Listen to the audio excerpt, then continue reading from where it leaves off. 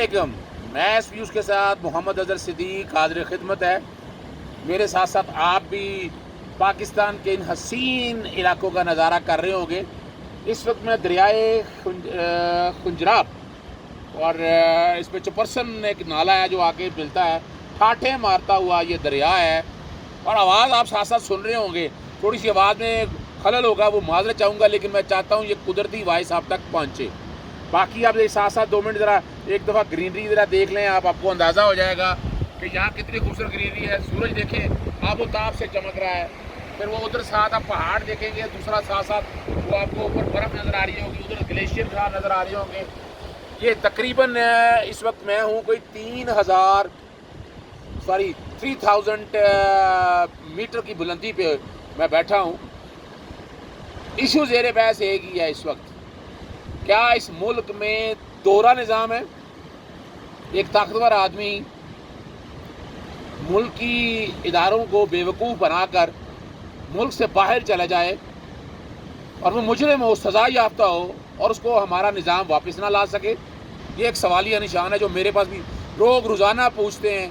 ख़ास तौर पर शहजाद अकबर साहब की प्रेस कॉन्फ्रेंस के बाद इतने सवाल आए मेरे पास, तो मैंने सोचा इस पर मैं अपना इज़हार ख्याल या अपनी बात ही मैं कर दूँ। आप लोगों को याद होना चाहिए कि नवाज़ शरीफ साहब का केस ये कोई नया नहीं है, ये पुराना है। हुदैबिया के हवाले से देखें, मनी लॉन्ड्रिंग, और आज हम फाइनेंशियल टेररिज्म, मैं बहुत पहले से कहता रहा हूँ, ये मेरी बड़ी पुरानी लड़ाई है कि ये आप टेररिज्म के हवाले से जब तक पैसे की रोकथाम नहीं रोकेंगे तब तक ये फाइनेंशियल टेररिज्म ख़त्म नहीं हो सकती है। और पाकिस्तान में इन्हीं लोगों ने डाला है। शहजाद अकबर ने भी कहा, मैं इससे इत्तफाक करता हूँ। FATF के अंदर बुनियादी तौर पर पैसों के सबूत इतने हैं कि पैसा बाहर से आ रहा है, रूट होके आ रहा है, और वही पैसा कई तलतम तंजीमों के नवाज शरीफ के ऊपर इल्ज़ाम था। उसामा बिन लादेन ने कहा कि मैंने पैसे दिए थे। रहमत शाह फरीद साहब की आज भी वीडियोज़ देख लें, चैनल पे जो बातें की हैं वो सारी आप देख लें तो आपको हैरान कुन हो जाएगा। 2 मार्च को शहजाद अकबर साहब ने कहा कि हमने ख़त लिख दिया हुआ है, लेकिन प्रॉब्लम क्या आ रही थी? प्रॉब्लम उसमें आ रही है mutual legal assistance criminal amendment criminal law act 2020 FATF के तहत जो कवानीन बनने हैं, यानी हम दहशत एंटी टेररिज्म एक्ट के अंदर भी तरामीम नहीं चाह रहे। यानी हमारे यहाँ प्रॉब्लम ये है कि निज़ाम इस तरह का है, एक आम आदमी, हमारे पास एविडेंस तो मौजूद होते हैं, एविडेंस कहीं बाहर बैठे पड़े होते हैं, पाकिस्तान में मौजूद होते हैं, तो पाकिस्तान में बराह रास्त नहीं होते। वो जब तक ट्रायल नहीं होगा तब तक आप मुजरम साहब आपने इन्वेस्टिगेशन करनी है। और इन्वेस्टिगेशन में यही तो मुसीबत डाली हुई है इन्होंने। नैब के कवानीन के तहत यही तो कह रहे हैं कि गिरफ्तारी ना करें। वो भी गिरफ्तारी ना करें तो आप कैसे बताएंगे सच? इसीलिए सेक्शन 18 और 24 के अंदर 90 दिन का रिमांड की बात की है। और एंटी टेररिज्म एक्ट के तहत मैं समझिए दहशतगर्दों के हवाले से बात हो रही है। भाई, जब दहशतगर्दी में आप पे इल्ज़ाम होगा तब की बातें हैं। तब आप बात हो रही थी 180 दिन को तहवील लेने के हवाले से, पूरी दुनिया में ऐसी बात है। और उस तहवील को आप राइडर लगा सकते हैं, आप कह सकते हैं कि हाई कोर्ट का जज बाकायदा देखेगा। जैसे आप MPO 16 MPO देख रहे हैं ना, आप जब उसे डिटेन करते हैं तो हाई कोर्ट का जज उसको रिव्यू करता है, वो गिरफ्तारी आपने डिटेन किया होता है। तो यहाँ जो सबसे अहम इशू जो है, ख़त तो लिख दिया, चिट्ठी लिख दी सैयद जी के नाम, लेकिन वजह क्या है कि आप एक्सट्रेडिशन एग्रीमेंट नहीं है हुकूमत बरतानिया के साथ। शहजाद अकबर का रोना सही है कि वो मजाक है यहाँ पर मेडिकल, यानी आपको याद होगा कि पनामा केस के अंदर नवाज शरीफ साहब को मिस डिक्लेरेशन में डिसक्वालिफिकेशन हुई, लेकिन याद रखिएगा सजाएं तो दी हैं ट्रायल कोर्ट ने। एवन फील्ड में 10 साल सजा दी, फिर अल अजीज़िया में अरशद का हवाला देते हैं, और वो केस इस्लामाबाद हाई कोर्ट ने 1 सितंबर को फिक्स कर दिया है। वो बहुत मजबूत केस है।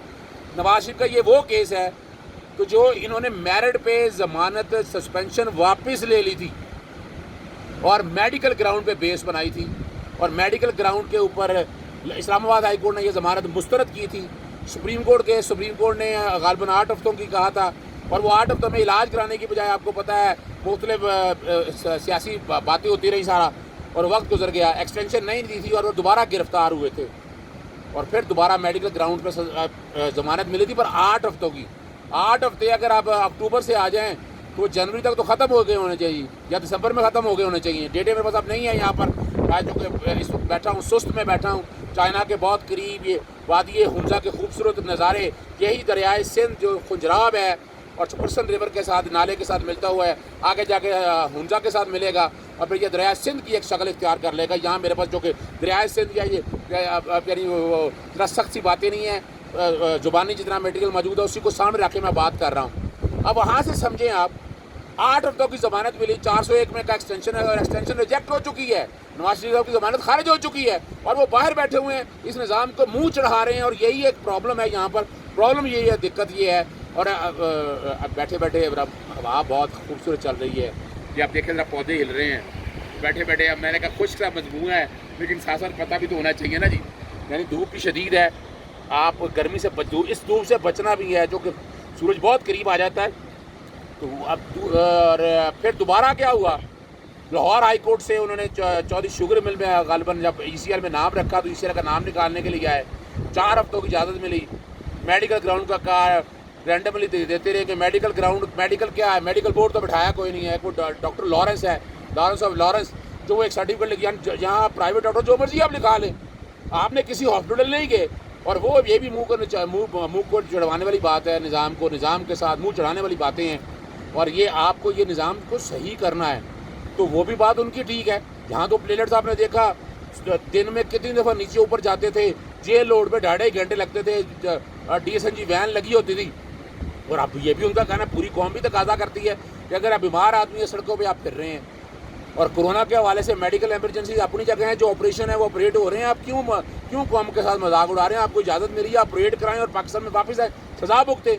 यानी आप भी इस निज़ाम के साथ नवाज शरीफ साहब खेल रहे हैं और ये अच्छा है, ये अच्छा जेस्चर नहीं है, ये अच्छा नहीं बात बता रहे। और यही हुआ आपका तोशाखाना केस में। तोशाखाना केस जब आया इस्लामाबाद हाई कोर्ट के अंदर, और मेरी वीलॉग देख ले, मैंने कहा था ये काबिल समाअत दरख्वास्त नहीं है कि नवाज साहब की ज़मानत मनसूख हो चुकी हुई है। नवाज शरीफ इस वक्त भगौड़े हैं और अरशद मलिक साहब के केस का इस पर कोई फ़ायदा नहीं हो सकना। अरशद मलिक साहब फैसला देने के बाद जो मिलते रहे हैं या अगर मिलते जुलते रहते हैं तो उससे एक बात की साबित होगी कि फ्लैगशिप के केस के अंदर जो अब सज़ा के यानी बरियत थी वो चैलेंज की हुई है, इसमें सज़ा 7 साल से 10 साल बढ़ाई जा सकती है। जब आइवनफील्ड में 10 साल हो सकती है तो अल-अज़ीज़िया में, यानी ये खुशफहमी जो रखी हुई है ना हमने, मेरिट पे आ जाएगा, पता चल जाएगा। कोई एविडेंस पे याद रखिएगा जो सेंटेंस है ना वो सेट साइड होने की वजह होगी शहादत पे कोई नुक्स बता दें। ट्रेल आपके पास है नहीं, कोई आपके पास गवाहान के हवाले से आपने कोई भी ऐसा सवाल नहीं किया, सिवाय ये कि वो आपने जज को ख़रीदने की कोशिश की और बंदे सारे आप उठा के नासिर भट्ट वगैरह सारे आप बरतानिया के अंदर ले गए। तो अब मुश्किल वक्त है पाकिस्तान के अंदर। और NRO जो मांग रहे हैं ये बातें बिल्कुल ठीक मैं समझता हूँ कि जो तरामीम जिस तरह चाह रही हैं ताकि ये केस खत्म हो जाए, वो मनी लॉन्ड्रिंग को कुछ समझते नहीं। हालांकि मनी लॉन्ड्रिंग बहुत अहम केस है, पैसे दे रहे हैं आपने, पैसे लेके आने रूट से करें आप। और इससे जो इस कानून से सिर्फ बचाना है आपने कारोबारी आदमियों को, कारोबारी हजरात को खुदारा बचा लें। कारोबारी हजरात को डोंट इन्वॉल्व। अगर कारोबारी हजरात के ताल्लुकात अगर टेररिज्म के हवाले से हो, करप्शन एंड प्रैक्टिस के हवाले से हो, तो फिर ये पॉसिबिलिटी है। लेकिन इस मौके के ऊपर हमें ऐसा कोई काम नहीं करना चाहिए कि जिसमें कोई दिक्कतें हों, मसाइल हों। और पाकिस्तान को फेटअप से निकलना है, ग्रे लिस्ट वरना ब्लैक लिस्ट की तरफ ये चीज़ें जा रही थी। लेकिन पाकिस्तान एक इस मौजूदा गवर्नमेंट ने, और उसमें तारीफ़ करूँगा पाकिस्तान फ़ौज के हवाले से भी, बाकी इदारों के हवाले से भी, सारे एक पेज पे आए हैं और सीरियसली पाकिस्तान को फाइनेंशियल क्राइसिस से निकालने के लिए स्टॉक मार्केट, करंट बजट का खसारा, वो सारी चीज़ें अपनी जगह बेहतरी की तरफ ले जा रही हैं। लेकिन ये वाला भी कौम को इस तरह भी कैफियत से निकालें। करप्शन एंड करप्ट सज़ाएँ मिली हैं, आपको सज़ाएँ हो चुकी हैं, आएँ जेलें भुगतें और सज़ाएँ अपनी पूरी करें, मगर इस तरह निज़ाम के साथ मत खेलें। लोगों को बड़ी तकलीफ़ है। और आप कब तक सोशल मीडिया पे झूठ में बोल कर चैनलों पे आके, यानी वो जवेद लतीफ़, मरियम औरंगज़ेब सारी बातें अजीब व गरीब करते रहे। वो भाई हाई कोर्ट देखें, डिसक्वालिफिकेशन रिव्यू तक खारिज हो चुकी है। अब ये कहें कि मुझे कामा पे निकाला जाए, इस पर निकालना ख़त्म हो चुकी है बात। अब तो ही नहीं अदालत है जो कुछ हो रहा है। फिर सज़ाएँ आपको हो चुकी हैं ट्रायल कोर्ट से अंदर, वो ट्रायल कोर्ट की सज़ाएँ जाएँ, सस्पेंड कराएँ आकर बाकी। और बाकी आप जितने केसेस चल रहे हैं उसको फर्द जुर्म आप चलाएँ, डे टू डे चलाएँ, ताकि हालात और वाक़यात बेहतरी की तरफ जाए। मैं बस इतना ही बात कहना चाहूँगा। इजाज़त दीजिएगा। अस्सलाम वालेकुम।